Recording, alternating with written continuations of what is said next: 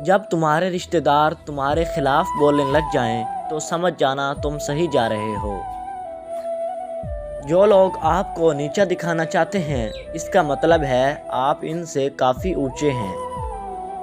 دنیا اگر ہاتھ سے نکل جائے تو بندہ غریب ہو جاتا ہے، اور یہی دنیا اگر دل سے نکل جائے تو بندہ ولی ہو جاتا ہے۔ سیدھے راستے اور سیدھے لوگ اکثر لوگوں کو پسند نہیں آتے۔ انسان کی تمام پریشانیاں دو باتوں کی وجہ سے ہیں: تقدیر سے زیادہ چاہتا ہے، وقت سے پہلے چاہتا ہے۔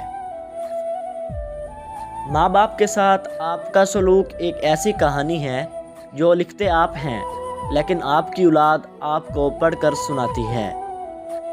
جسم کی چوٹ تو وقت کے ساتھ ٹھیک ہو جاتی ہے، لیکن لفظوں کے زخم کبھی نہیں بھرتے۔